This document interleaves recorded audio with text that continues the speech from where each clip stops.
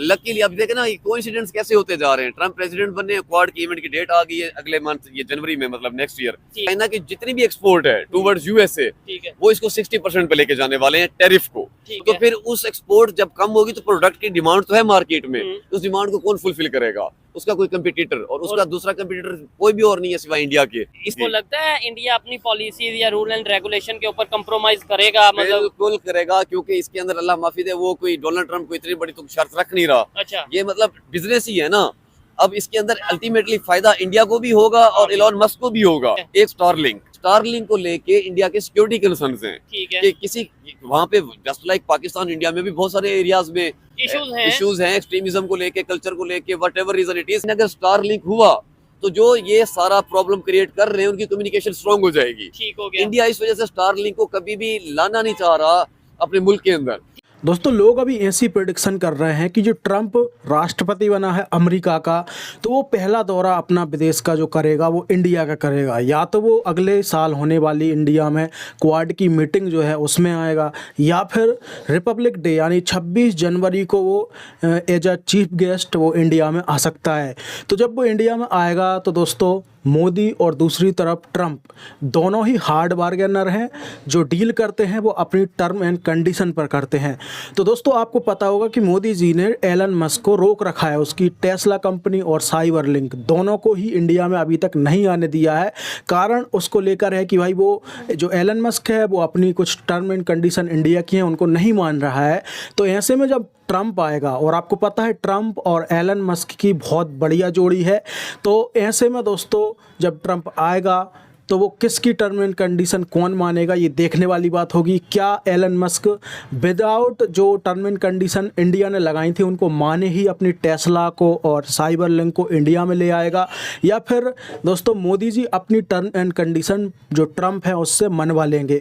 तो देखने वाली बात होगी। लेकिन अभी फिलहाल हम पाकिस्तानियों से जानते हैं कि इस टॉपिक पर उनके क्या ओपिनियन है। जी बिल्कुल, जो पुतिन साहब का ये जो बयान है प्रेसिडेंट को लेके, बेसिकली ये प्रेसिडेंट डोनाल्ड ट्रंप के लिए प्रॉब्लमेटिक हो सकता है। अच्छा। उसकी मेन वजह ये है कि प्रेसिडेंट डोनाल्ड ट्रंप पे पास्ट में भी ये इल्जामात, एक्यूजेशन लगे हैं कि वो रशिया प्रो हैं। अच्छा, कि मतलब उनका रशिया के लिए एक सॉफ्ट कॉर्नर है। लास्ट जून के इलेक्शन थे उसमें ये इल्जामात भी उठाए गए थे कि रशिया का कोई इन्फ्लुएंस रहा है उनको जितवाने में यूएसए के अंदर। ठीक है। तो बेसिकली ये शुरू से एक कॉन्ट्राडिक्शन आ रही है, जबकि यूएसए के अंदर जो नैरेटिव बिल्डिंग की जाती है, नैरेटिव एक बनाया जाता है, वो रशिया के अगेंस्ट बनाया जाता ठीक है, है। बिल्कुल। और प्रेसिडेंट जो पुतिन है वो बेसिकली ऐसे बंदे हैं जो वार को सपोर्ट नहीं करते। ठीक है। और वो और लेकिन ट्रम्प की बात की जाए, उनकी भी यही स्टेटमेंट है। अगर बात करें, हाँ। उन्होंने भी रिसेंटली ये बोला नो वार, मतलब इसी बेस पे शायद वो इलेक्शन जीत के आए हैं। उन्होंने बोला दुनिया में जंगे रुकवा देंगे। ट्रू, बेसिकली जब वो अपनी इलेक्शन कैंपेन कर रहे थे तो उनसे एंकर पर्सन या जर्नलिस्ट पूछ रही होती हैं कि आप क्या करेंगे, मतलब अगर आप प्रेसिडेंट हो और ये वार चल रही है रशिया यूक्रेन।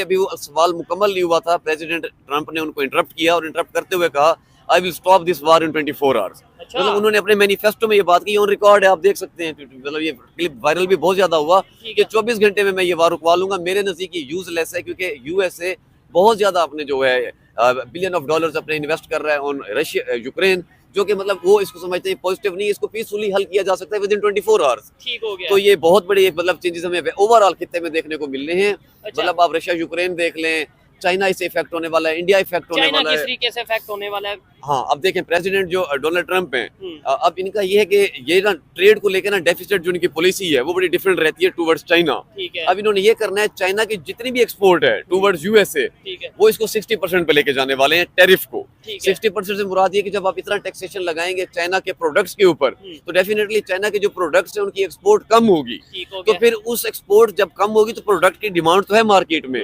उस डिमांड को कौन फुलफिल करेगा? उसका कोई कंपटीटर, और उसका दूसरा कंपटीटर कोई भी और नहीं है सिवाय इंडिया के। ठीक है। क्योंकि वो दूसरी बहुत बड़ी मार्केट है, या कह लें इंडिया चाइना की इक्विवेलेंट एक मार्केट है, जो कि प्रोडक्शन में, मैन्युफैक्चरिंग में उतना ज्यादा है आगे। और वैसे भी हमें ये चीज नजर आ रही है कि अगर मैन पावर की बात करें पूरी दुनिया को, ये नहीं मैं कहता यूएसए को या मतलब किसी दूसरे कंट्री को, पूरी दुनिया को ऑलमोस्ट अगर जरूरत है मैन पावर की, तो इंडिया से उन्हें मुनासिब, सस्ती और एजुकेटेड जो मैन पावर उन्हें मिलती है, और अमेरिका भी शायद इसका फायदा उठाएगा। अच्छा, अब उधर भाई एक कंसेप्ट है ना कि भाई इंडिया एक ऐसा कंट्री है जिसकी रशिया से भी रिलेशन बेहतर है, और अब इस टाइम पे यूएसए से भी रिलेशन, क्योंकि ट्रम्प की वजह से बहुत ज्यादा देखा गया है कि वो सपोर्ट किया गया इंडियंस की तरफ से। इवन 3.5 मिलियन जो इंडियंस हैं, मतलब हिंदू कम्युनिटी है, वो वहाँ पे मौजूद है यूएसए में, उन्होंने बाकायदा तौर पे सपोर्ट किया। इसके अलावा जो इंडियन कम्युनिटी है उन्होंने सपोर्ट किया, जिसकी वजह से वो ऑलमोस्ट जीते हैं इलेक्शन। क्या कहना चाहेंगे अब इंडिया का साइड कहाँ पे होगा? रशिया की तरफ ज्यादा अपना झुकाव होगा, यूएसए की तरफ झुकाव होगा, या फिर इंडिया एक ऐसा लीडर बन के सामने आएगा कि दोनों कंट्रीज में पीस का एक माहौल बनाएगा? जी, बेसिकली जो आपने लास्ट में कहा ना कि इंडिया ऐसा लीडर बन के आएगा जो दोनों कंट्रीज में पीस का माहौल बनाएगा। ठीक है। इंडिया एज फार एज उनकी सॉवरन पॉलिसी कंसर्न्ड है, उसमें तो वो रहेगा न्यूट्रल, जहां से उसके स्टेट को बेनिफिट होगा वो उसके साथ रहेगा। लेकिन वो कभी भी ऐसा नहीं है कि उनका यूएसए के साथ ज्यादा अच्छा होगा या रशिया के साथ ज्यादा अच्छा होगा। रशिया उनका ओल्ड एंड परमानेंट फ्रेंड जा रहा है टिल डेट। यूएसए उनका, क्योंकि दरमियान में मामला सिख किलिंग से रिलेटेड, इंडिया में जो उसमें जो कनाडा में मामला जो एक्विजिशन इंडिया के ऊपर लगे, तो यूएसए के साथ मामला थोड़े डिस्टर्ब हुए। रिसेंटली ब्रिक्स के मामला को लेके भी थोड़े यूएसए के साथ मामला डिस्टर्ब थे। कहा जा रहा था कि यूएसए के ब्लॉक से इंडिया का जो है रिलेशन वो थोड़ा स्लिप होता हुआ नजर आ रहा है। बट मैं ये कहूंगा कि पूरी दुनिया ही खुशनसीब है वो इन अ वे कि ऐसे मौके पे जब एक दुनिया की बहुत बड़ी इमर्जिंग सुपर पावर इंडिया और यूएसए के ताल्लुकात मुनासिब नहीं थे, उस मौके पे जीत होगी डोनाल्ड ट्रंप की। ठीक है। और ट्रंप साहब को ये बात बहुत अच्छे से मालूम है कि उनकी जीत के अंदर जो बहुत बड़ा एक रोल है वो प्ले किया गया है Hindu community, Indian Hindu community जो कि बेस्ड है यूएसए में। ठीक हो गया। अब बेसिकली अच्छा, इधर मैं सॉरी आपको थोड़ा इंटरप्ट करूंगा, देखने वालों से भी पूछना चाहूंगा। ये मैंने 2-3 प्रोग्राम इससे पहले किए हैं ट्रंप के हवाले से, इंडियन कम्युनिटी, हिंदू कम्युनिटी के हवाले से, लेकिन मैं एक सवाल पूछना भूल गया कि कमला हैरिस की अगर बात करें, वो तो कहती हैं कि मैं खुद बिलोंग करती हूँ इंडियन कम्युनिटी कह लें, हिंदू कम्युनिटी से कह लें बिलोंग करती हूँ, लेकिन हिंदू कम्युनिटी ने अपनी कम्युनिटी की कमला हैरिस को वोट क्यों नहीं किया? मतलब ये आप ही इसका जवाब दीजिएगा, आपके ख्याल से इसकी क्या ओपिनियन है? बेसिकली इसकी ना 2 रीजंस हैं। चले ये कह देना कि मैं आपके रीजन से बिलोंग करती हूँ, बहुत अच्छी बात है, लेकिन उन्होंने ये कहते हुए साथ में लोगों को कंफ्यूज भी बहुत किया है। अच्छा। कभी वो कहती है कि तमिलनाडु से बिलोंग करती है तो वो अपने आप को इंडिया के साथ लिंक कर देती है। कभी वो ब्लैक पीपल के साथ बैठती है तो वो कहती है क्योंकि मैं भी ब्लैक हूँ तो मैं आपके साथ बिलोंग करती हूँ। इसका ये मतलब तो नहीं कि अफ्रीकन भी ब्लैक है, आप भी ब्लैक हैं तो आप वहां से भी बिलोंग करती हैं। अपने आप को ये दिखाने के लिए कि वो हर किसी के साथ बिलोंग करती है, तो उन्होंने अपने आप को किसी के काबिल भी ना छोड़ा। आपको एक डिफरेंशिएशन, ब्रीक से डिफरेंशिएशन होती है, वो रखनी पड़ती है। अब ऐसे लग रहा था कि जो मैनिफेस्टो डोनाल्ड ट्रंप साहब दे रहे हैं, बाद में वही मैनिफेस्टो कमला लेके आ रही है, तो दोनों का जो मैनिफेस्टो था वो डिफरेंट होना चाहिए था, तो अवाम को फिर चूज करने में ज्यादा आसानी होती है कि किसको कैसे करना है। अच्छा, सेकेंडली इससे हट के ठीक है, कमला ने ये मेक श्योर नहीं किया कि अगर वो प्रेसिडेंट बनती हैं तो वो जो हिंदू मिनोरिटीज हैं all around the world, not only in USA but all around the world, वो उनको प्रोटेक्ट करेंगी। डोनाल्ड ट्रंप ने इस चीज का स्पेशल ट्वीट किया और मेक श्योर किया कि Hindu community all around the world जहाँ पे भी है, स्पेशली बांग्लादेश, और जब मैं प्रेसिडेंट बन जाऊंगा तो मैं उनकी प्रोटेक्शन के लिए जो करना पड़ेगा मैं वो करूंगा। अब देखे ना ये कितना ह्यूज डिफरेंस है, ये कहना कि मैं आपसे बिलोंग करती हूँ, ये कहना कि मैं आपको प्रोटेक्ट करूंगी, ठीक हो गया, प्रोटेक्ट करूंगा, तो बेसिकली फिर ऑटोमेटिकली ठीक है। एक खाली स्टेटमेंट दे देना और एक बकायदा तौर पे ये अनाउंस करना, बोल्ड वे में आके कहना कि भाई मैं हिंदू कम्युनिटी के साथ खड़ा हूँ या किसी भी कम्युनिटी, ओवरऑल जितनी भी कम्युनिटीज है उनके साथ खड़ा हूँ। इसके अलावा कमला हैरिस के हवाले से ये भी आता है कि भाई जब लेट्स सपोज ये इलेक्शन से पहले आर्टिकल 370 को लेके भी कुछ कन्फ्लिक्ट चला था, वो बेसिकली आर्टिकल 370 को सपोर्ट नहीं करती थी। ये जो कश्मीर को उन्होंने मर्ज किया इंडिया ने अपने अंदर आर्टिकल 370 को लगा के, कमला हैरिस इसको सपोर्ट नहीं करती थी ट्रंप की। उसके जो सारे पॉजिटिव साइड्स हैं वो इंडिया की तरफ हैं। हाँ, एक दो नेगेटिव चीजें भी होने वाली हैं। क्या इंडिया को लेके? इंडिया को लेके ठीक है, इसके ऊपर भी जाहिर बात है ऐसा नहीं हो सकता, मतलब देखें हम तारीफ ही करते जाएं कि भाई अब तो पता नहीं यूएसए और इंडिया के रिलेशन बड़े जबरदस्त हो जाएंगे। अब ठीक, अच्छा अब देखें, अब जैसे आगे क्वाड का इवेंट आ रहा है, बहुत बड़ा इवेंट, आपको पता है क्वाड के 4 ही मेंबर हैं जिनमें इंडिया भी मेंबर है। लकीली अब देखें ना ये कोइंसिडेंस कैसे होते जा रहे हैं। ट्रंप प्रेसिडेंट बनने, क्वाड की इवेंट की डेट आ गई है अगले मंथ, ये जनवरी में, मतलब नेक्स्ट ईयर, ठीक है, और जनवरी में वो इवेंट होना है, प्रेसिडेंट ट्रंप आ रहे हैं वहाँ पे। ये भी एक र्यूमर्ड है क्योंकि वहाँ पे एक बहुत बड़ा डे है, तो उस डे के ऊपर शायद रिपब्लिक डे के ऊपर उनको शायद वो बनाया जाए, एज अ चीफ गेस्ट भी बुलाया जाए। ठीक है। अब सबसे समझने वाली अहम बात ये है कि प्रेसिडेंट ट्रंप की कैंपेन के अंदर जो बहुत बैक एंड पे इन्वेस्टर कह लें या उनके जो सपोर्टर कह लें बहुत बड़े, वो इलॉन मस्क है। हाँ, बिल्कुल ये है। और इलॉन मस्क ने उनको फ्री प्लेटफॉर्म दिया ट्विटर, जो चीजें उनकी टीवी पे सेंसर्ड हो सकती थी वो ट्विटर पे सेंसर्ड नहीं थी। ठीक है। ट्विटर से उन्होंने बहुत ज्यादा इलेक्शन कैंपेन की, डिजिटल मतलब इसको आप कह सकते हैं कैंपेन। अब जब डोनाल्ड ट्रंप आएंगे इंडिया, तो इंडिया के अंदर आप ये समझ लें अभी से, जो टेस्ला को पहले आप अलाउ नहीं कर रहे थे, इंडिया अलाउ नहीं कर रहा था, आने से पहले आपकी ये SOPs है, ये चीजें आपने फॉलो करनी है, तब हम आपको आने देंगे। बहुत रुकावटें थी, अब वो रुकावट नहीं रहेगी। अब क्योंकि टेस्ला आएगा तो टेस्ला से मुराद क्या है, टेस्ला की कारें इलेक्ट्रॉनिक कार। अब इलेक्ट्रॉनिक कार का ये मतलब है कि चाइना की मार्केट भी इफेक्ट होगी, ठीक है, जो इंडिया के अंदर आके अपनी कार जिसने सेल लेकिन करनी आपको थी। लगता है इंडिया अपनी पॉलिसीज या रूल एंड रेगुलेशन के ऊपर कंप्रोमाइज करेगा? मतलब बिल्कुल करेगा, क्योंकि इसके अंदर अल्लाह माफी दे वो कोई डोनाल्ड ट्रम्प को इतनी बड़ी तो शर्त रख नहीं रहा। अच्छा, ये मतलब बिजनेस ही है ना। अब इसके अंदर अल्टीमेटली फायदा इंडिया को भी होगा और इलॉन मस्क को भी होगा, ठीक है, लेकिन इसके बदले में वो इंडिया को भी ओबलाइज करेंगे। ठीक है, इंडिया को भी वो किसी ना किसी सूरत में, अब इंडिया को कैसे ओबलाइज करेंगे?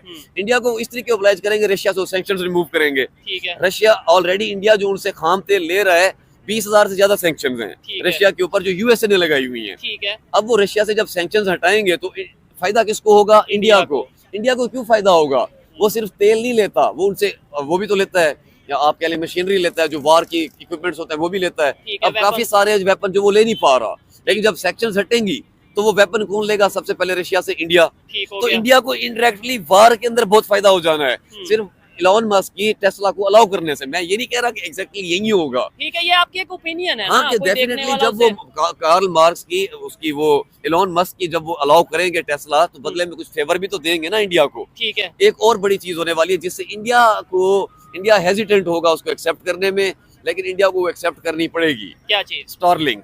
ठीक है, स्टारलिंक ऐसा नेटवर्क है कि जैसे हाँ। यहाँ पे पाकिस्तान में जब प्रोटेस्ट हो रहे होते हैं एक स्पेसिफिक एरिया के अंदर, आप जैमर लगा के नेटवर्क चला के बंद कर देते हैं। ठीक है, उस सूरत में भी स्टारलिंक लिंक तो चल रहा होता है, क्योंकि वो सैटेलाइट से कनेक्टेड है, ठीक है। आपके सिग्नल नहीं रुक सकते। इंडिया के अंदर स्टारलिंक लाने के लिए टेस्ला कुछ भी नहीं है, टेस्ला तो वैसे भी एक दिन आ जाएगा एसओपीज फॉलो करते करते। ठीक है, स्टारलिंक को लेके इंडिया के सिक्योरिटी कंसर्न्स हैं ठीक है, कि किसी वहाँ पे जस्ट लाइक पाकिस्तान, इंडिया में भी बहुत सारे एरियाज में इश्यूज हैं एक्सट्रीमिज्म को लेके, कल्चर को लेके, व्हाटएवर रीजन इट इज, महंगाई को लेके, अगर किसी कोई भी रीजन है, मतलब इशू प्रोटेस्ट एक्सवाइज रीजन से हो रहा है, उसको रोकने के लिए मीडिया भी फिल्टर किया जा सकता है, नेटवर्क भी बंद किया जा सकता है सिक्योरिटी कंसर्न को लेके। ठीक है, लेकिन अगर स्टारलिंक हुआ तो जो ये सारा प्रॉब्लम क्रिएट कर रहे हैं उनकी कम्युनिकेशन स्ट्रांग हो जाएगी। ठीक हो गया। इंडिया इस वजह से स्टारलिंक को कभी भी लाना नहीं चाह रहा अपने मुल्क के अंदर, ठीक हो लेकिन गया। प्रेसिडेंट ट्रंप इसको लेके आएंगे और इसके आने के बाद चीजें बहुत डिफरेंट हो जाएंगी। अच्छा, अब उधर भाई इधर एक चीज ये कहना चाहूंगा, इलेक्शन हुए यूएसए में, ठीक हो गया, प्रेसिडेंट बना यूएसए का डोनाल्ड ट्रंप प्रेसिडेंट बन के, बिल्कुल। लेकिन जितना ज्यादा हाईलाइट इस टाइम पे Indian prime minister Narendra Modi हुए पूरी दुनिया में, उनकी दोस्ती के तो मतलब मैं कहता हूँ एआई जनरेटेड बहुत सी ऐसी वीडियो सामने आ रही हैं कि मोदी और ट्रंप जो उनसे आपस में समझ लें कि बाइक पे जा रहे हैं कोई, इस तरीके से बहुत सी ऐसी चीजें आ रही हैं।